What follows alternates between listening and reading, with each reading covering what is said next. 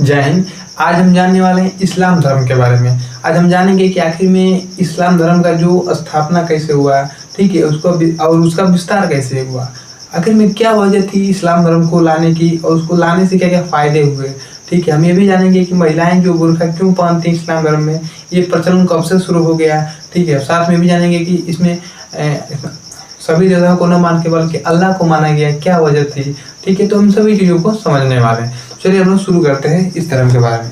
देखिए, जो इस्लाम धर्म है ना, इस धर्म का जो उदय यानी कि संस्थापक बोला गया है किसको, हजरत मोहम्मद साहब को। हजरत मोहम्मद साहब को क्या बोला गया है, इसका संस्थापक। जैसे संस्थापक या नींव रखने वाला बोल सकते हैं। जैसे गांव देहात में क्या होता है भैया कि जब घर बनता है तो पहले घर बनने से पहले क्या होता है, नींव डालती है ना, जिसको गाँव में भोजपुरी में सब बोलते हैं नेई।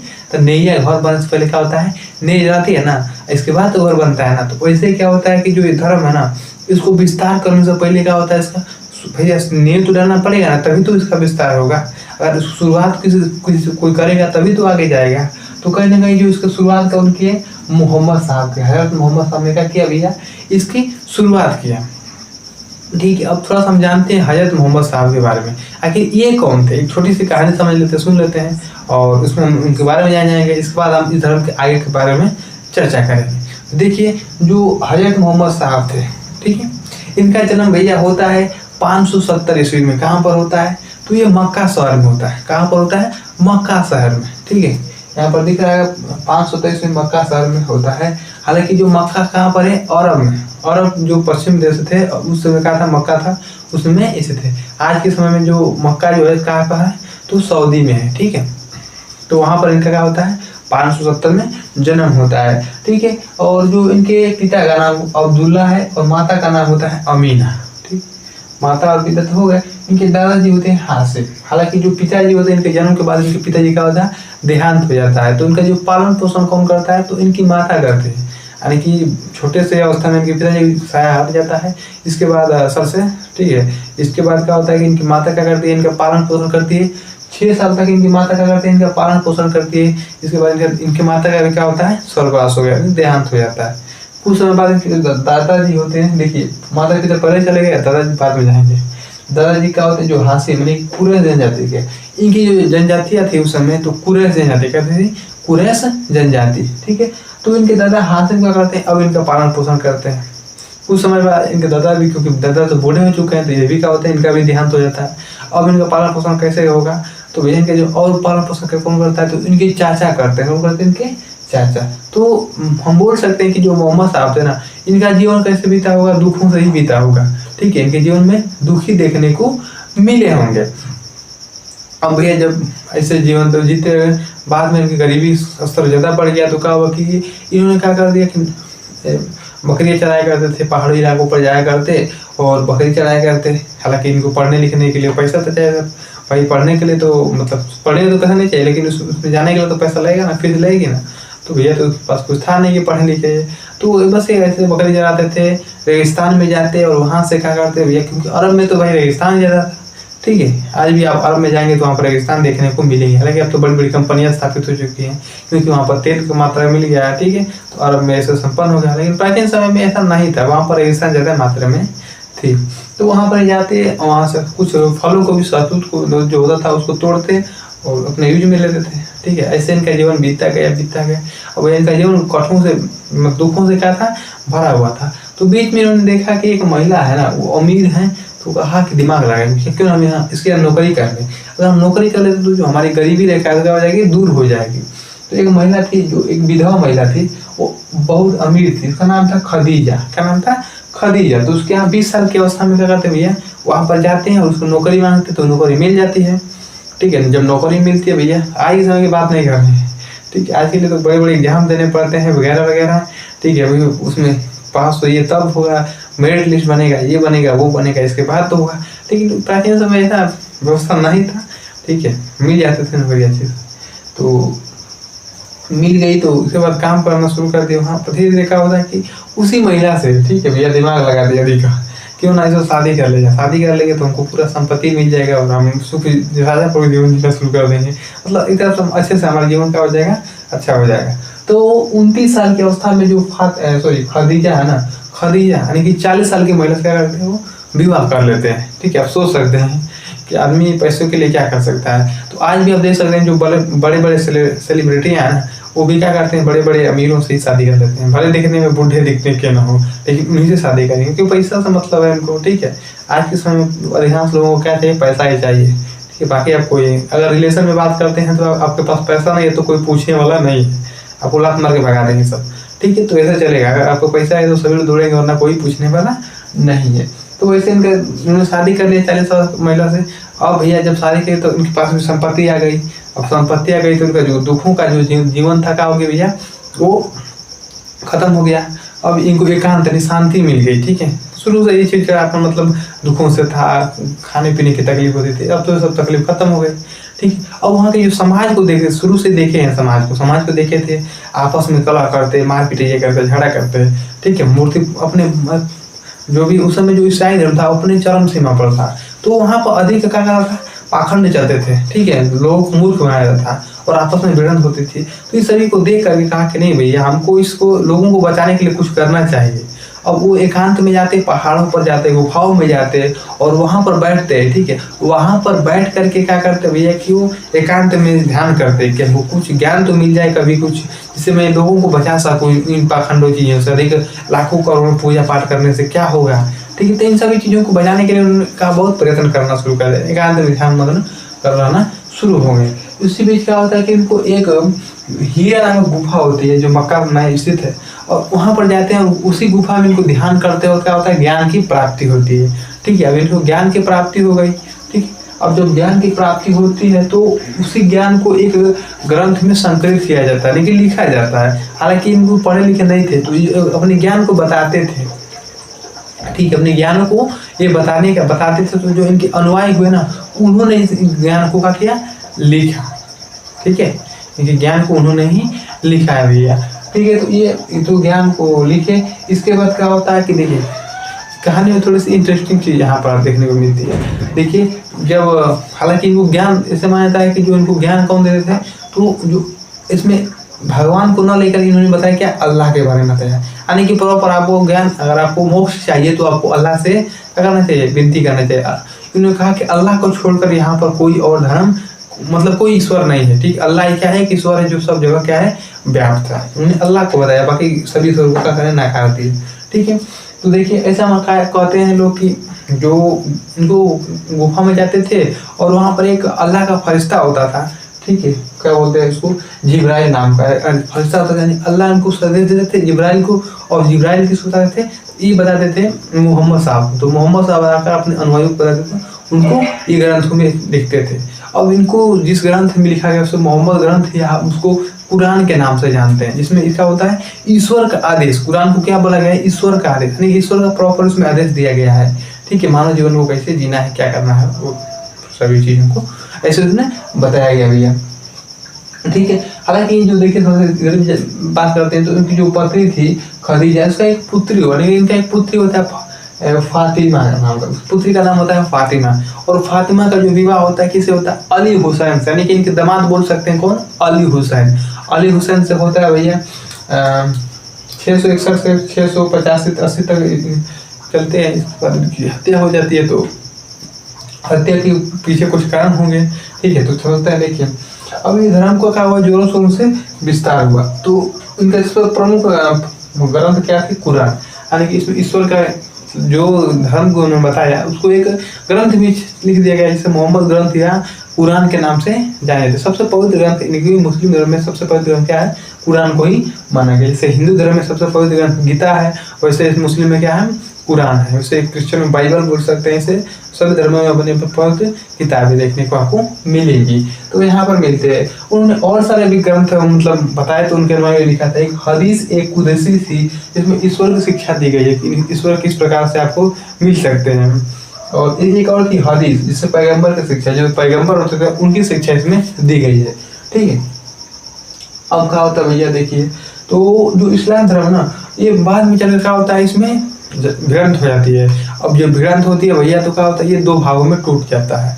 जैसे जैन धर्म का होता है, जिसमें आगे चलकर क्या होता है, जब भिड़ंत होती है उसमें भी तो क्या होता था, दिगंबर और श्वेतांबर में टूटा था ना, वैसे इसमें भी क्या होता है, टूटते हैं। तो शिया और सुन्नी नाम के क्या होते हैं, दो अलग अलग धर्म बन जाते हैं। अब शिया को कौन चलाते हैं, तो शिया को अली, इनके जो दामाद था अली हुसैन, वो चलाते हैं, वो संचालन करते हैं, ठीक है। और जो सुन्नी था इसको मोहम्मद साहब के द्वारा जो इनसे मानने वाले थे इनको चलाते थे, ठीक है। हालांकि देखिए इसी बीच मतलब जैसे इनको ज्ञान की प्राप्ति कब होती है भैया, इनकी ज्ञान की प्राप्ति होती है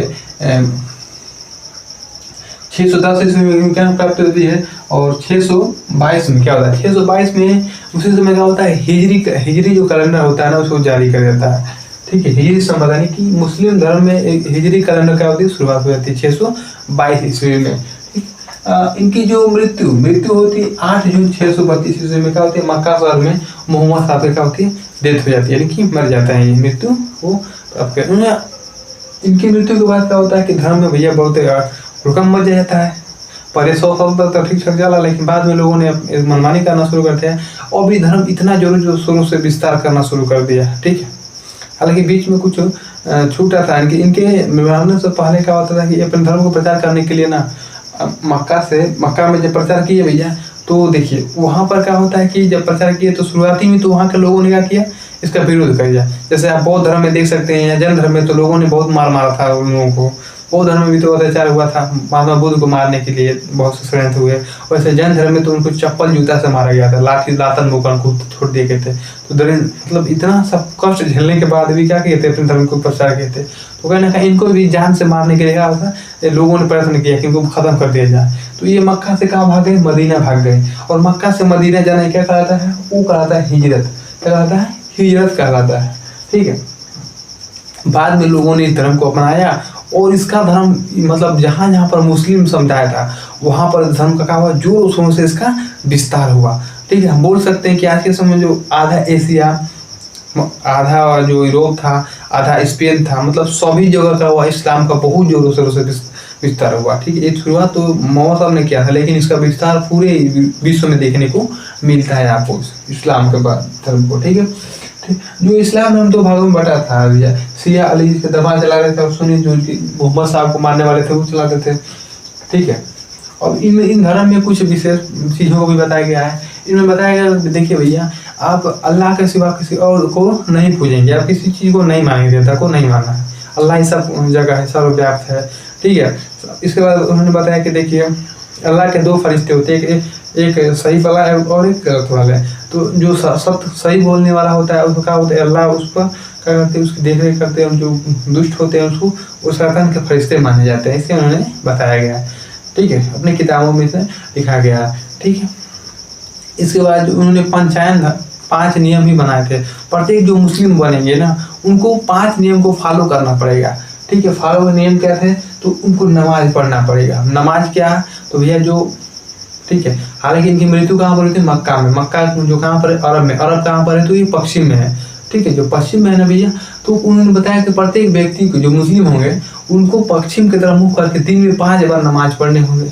आप सोच सकते हैं, दिमाग लगाएं, तो कैसे कि पश्चिम की तरफ मुँह करके आपको 5 बार नमाज पढ़ने होंगे। इसके बाद भैया जकात क्या होता है, तो दान देना, यानी कि जो गरीब लोग होंगे ना उनकी अपनी कमाई का 1% क्या करना पड़ेगा, उनको 25% बोल सकते हैं, तो दान करना पड़ेगा। यानी कि आप 10 रुपये कमा रहे हो तो उसमें से 2-3 रुपये क्या करना पड़ेगा, गरीबों को दान करना पड़ेगा। लेकिन एक्चुअली में बताया गया 1/10 भाग, यानी कि अब 10 रुपये कमा रहे तो उसको 1 भाग आपको दान कर देना होगा, ठीक है। गरीब होंगे, मजदूर होंगे, उनकी सेवा करनी होगी। पड़ोसियों को भी क्या करना चाहिए, उनकी भी मदद करनी चाहिए, यानी एक दूसरे को हाथ पकड़कर चलना चाहिए। लेकिन आज के समय में ऐसा हो सकता है क्या, पड़ोसी ही चाहेगा कि आपको कैसे गड्ढा में खोद कर ढा दें, ठीक है। लेकिन अगर आप अपने अनुसार उसको चलिए नहीं, जलन करने से क्या होता है, हम सभी को ज़्यादा पता है कि हम सभी लोग यहाँ पर परमानेंट रहने वाले नहीं हैं। हम सभी को एक ना एक दिन क्या होना, मरना है। जब हमें मरना है तो क्यों दुनिया से झंझट लेकर चले। लेकिन कुछ ऐसे भी चंडाल आपको मिल जाएंगे कि आपको जीने नहीं देंगे, ठीक है। तो भैया सतर्क तो रहना पड़ेगा, ठीक है। तो कहीं ना कहीं कभी कभी आपको शस्त्र उठाने का भी हालत ऐसे स्थिति आ जाती है। तो आप संयम जितना हो सके बना कर रखिए और अपने आप को कंट्रोल में रखिए। या कंट्रोल ही आपको थोड़ा सा बचा सकती है, नहीं तो बाद में तो शस्त्र उठाना ही पड़ेगा, ठीक है। इसी वजह इसमें आता है, ऑप्शन आता है हज का। यह हज क्या होता है, तो इसमें बताया कि मोहम्मद साहब का दर्शन, यानी मक्का में आपको मक्का से मदीना का सफर करना चाहिए और आपको मोहम्मद साहब का दर्शन करना चाहिए। हालांकि मोहम्मद साहब की जो मृत्यु होती है वो मक्का में होती है, ठीक है। रमजान, आपको रमजान का भी क्या करना है, व्रत को रमजान में क्या करना चाहिए आपको, जो जो भूख निर्जला व्रत होता है ना, भूख पान अनजन तो क्या करके वो क्या करना, महीने का वस्त्र धारण करना। इसके बाद ईद मिलाद, ईद का भी क्या करना है, फॉलो करना, भाईचारे का भावना आपस में मिलान करना, ठीक है। इसके बाद ये धर्म जो होता है भैया देखिए, ये धर्म में जो जैसे मृत्यु हुई थी उनकी, मोहम्मद साहब की, तो मृत्यु के बाद उनकी समाधि को मस्जिद ए नबी मदीना और हिजम, हालांकि इन सभी को मस्जिदें क्या हुई उनकी समाधि के रूप में बनाई गई, और स्थित कहाँ पर थी, सभी सऊदी में स्थित है, ठीक है।